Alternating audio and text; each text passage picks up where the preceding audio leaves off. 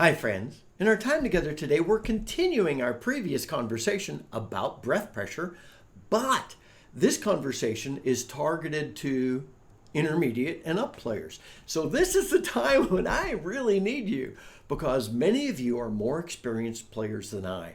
Please, please, please comment in the notes to this video. Let me know what I missed.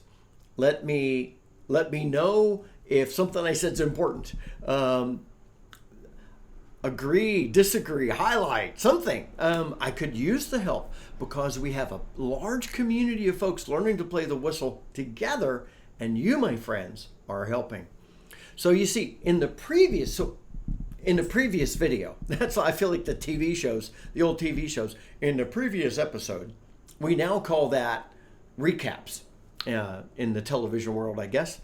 But in the previous episode, I talked about using breath pressure to simply learn to play the whistle and to learn the volume range available. And I used the Dixon DX004 and the Carey Tenor D and the Nightingale by Caravev that are all reasonably easy blowers. However, even they provide a range of volume. Now you see, I think that from what I hear people saying about whistles and breath pressure, I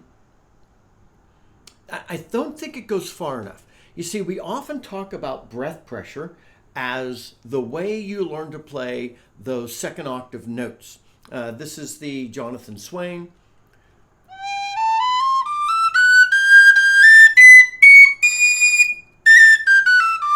And we talk about, well, you need to learn the breath pressure to play that. And I love, in that line, I love a comment one of our friends made to really highlight and give clarity to this. And that is, the whistle is teaching us how to play it. My original phrase was make friends with the whistle, but that was too fuzzy. The reality is, the whistle tells you. So, like with the Swain, I go through the same exercise I did in a previous video. And yes, by the way, I'm wearing the same t-shirt. And that's because to keep my train of thought. I finished that video and I started this one. I was going to make it one video to talk to beginners and intermediate players as well, but it was going to be way too big. So anyway, back to the conversation.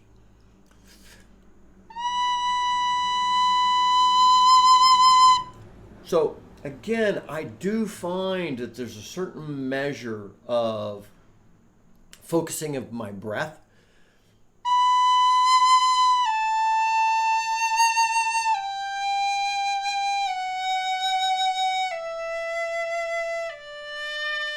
And I love experimenting with that. And experimenting with that is going to enable me to play, as I did, those second octave notes. And I'm going to do low D whistles as well, because that is the focus of my channel, but also of my playing. This is my Roy MacManus whistle. I'm not intending to focus on wood whistles. It just happens to be, because I have some metal whistles for which this is exactly true as well. Like the better Susato high D, this whistle's the same. It has to teach you how to play that second octave. The first time I contacted Roy MacManus, he sent me a note back, and I was asking about a whistle. He said, "Are you sure you want to buy one of my whistles?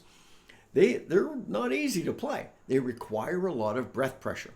Now again, and I'm not dissing Roy on that. Again, that's speaking to what we often hear is you simply need to learn the breath pressure to play the whistle. But what I want to say for us who want to grow as whistle players, you need to learn the breath pressure, because in that you're learning the range of volume with which you could play your whistle. You know, everybody loves a good fade, right? I do. And you can't play a fade unless you know the range of volume your whistle permits.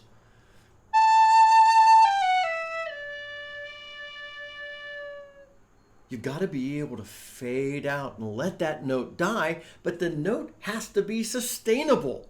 That means the whistle's got to be able to do it. And I know the MacManus could do that. because I've gone through the exercise. I have spent time with this whistle. When I got this whistle, I tried to play it, and I was doing okay till like the middle of the second octave. It was bad. I set it down.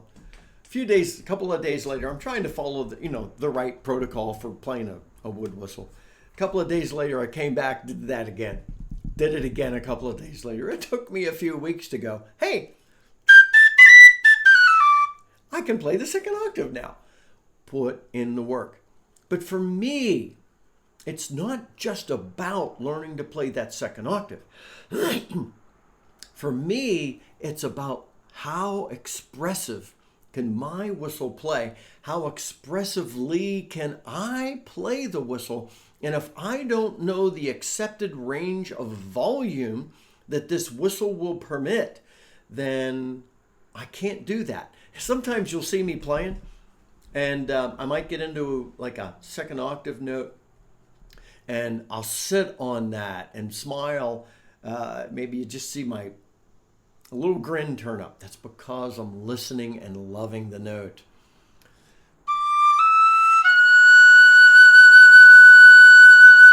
Now and then a note will just sing.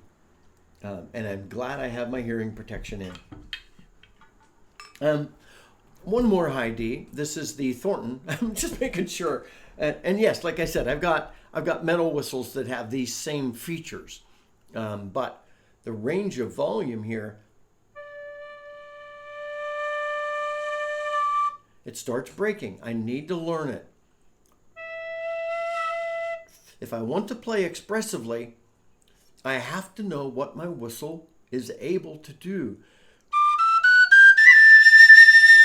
How hard can I push? That A. I love that A. These are all just amazing whistles to play. And it's, again, breath pressure is not just how do I learn to play the whistle.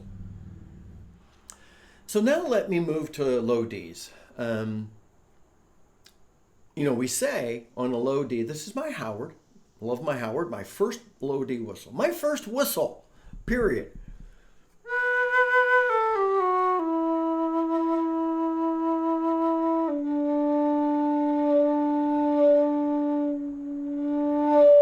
I could get a reasonable range of volume off of that low D, but it took me a while to learn that second octave. It was a few weeks, but if I can't, I need to go through the exercise to know how expressively to play it. The classic expressive player is the MK Pro, and that's because of the resonance.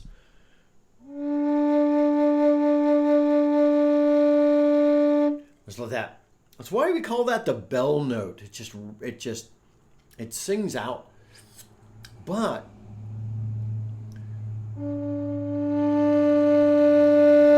there's a massive range of volume I can get there. The challenge I find is I'm still learning on the MK Pro to play the second octave well, more quietly.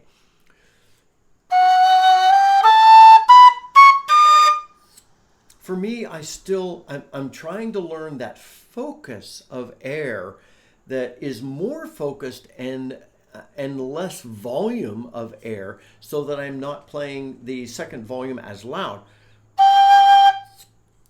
But I gotta accept the fact that the MK Pro is a louder whistle. If I want to learn to play expressively, I need a whistle that's gonna teach me that. And now we assume that often means you need a whistle with high breath pressure requirements, and that's not necessarily the case, though it is for the MK Pro.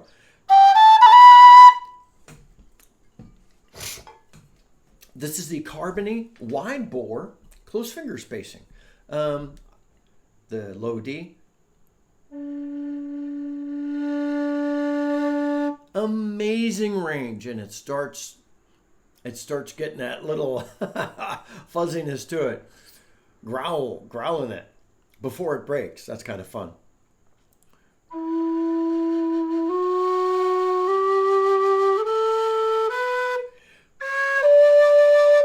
going to find every note's not the same. And you see, the challenge is you get some whistles. If you start increasing your breath pressure, it just breaks into the next octave.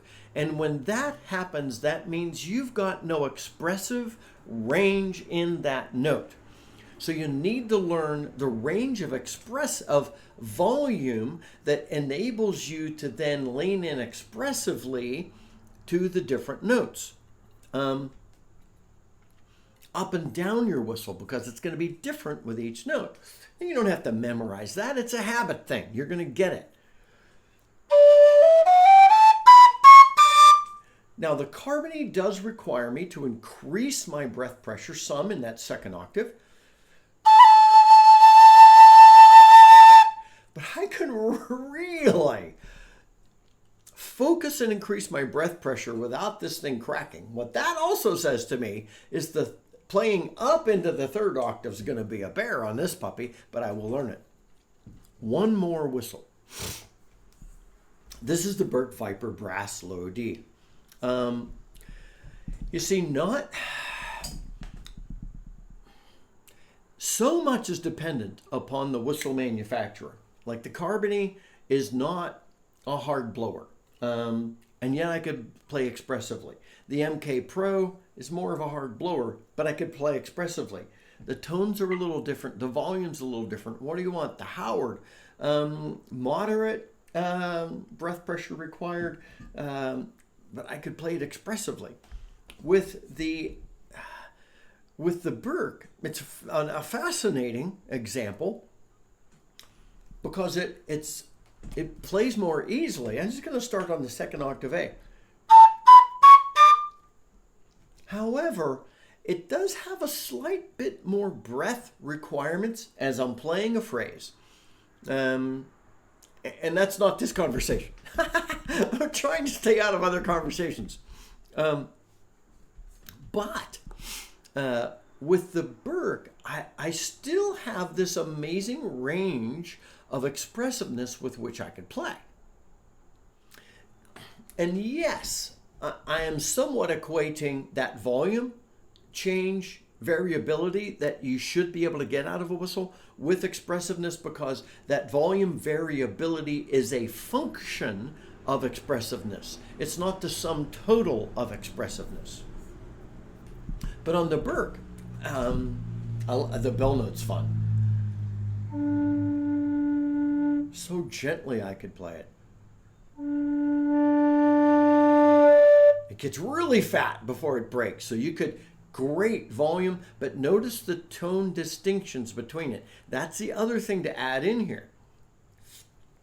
The pressure with which you push can change the way the note sings. So that's why it's so important to work up and down your whistle to learn it. Because as you're playing an air, as you're playing a ballad, you want to be able to play as expressively as possible, even as you're playing a march. Sometimes, if you're playing a jig, you might want to do something with volume changes. I often do, like on a reel, like we did the cup of tea. I talked about start off strong on your volume and then do a straight run down and let it become softer and then build it back up to be big at the end. You need a whistle that does that, but you and I need to spend the time learning how our whistle does it. That's why the breath pressure exercise is also for intermediate players as well. So the Burke's got a great volume range,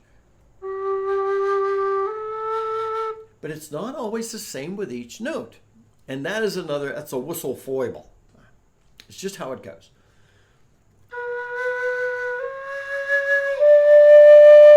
It's going to sound a little funny because I started on a G, but I used the C sharp.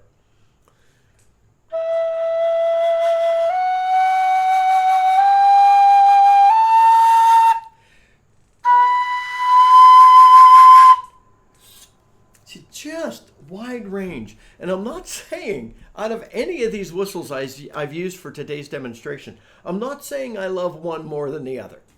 I love all of these. That's the problem. What it means to me, there are times when I want that tonal quality, that resonance, that volume out of the MK Pro.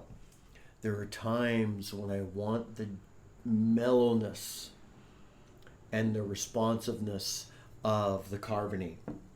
There are times when I want the tone out of my Howard. There are times when I want just that playability and tone and range off of the Burke, especially if I'm playing. I want to play a tune with higher notes and I want to play it gently. There are times when my Burke High D, my Thornton V6, my MacManus. There are times when my Killarney's the right whistle to play. There are times when the Tony Dixon's the right whistle to play.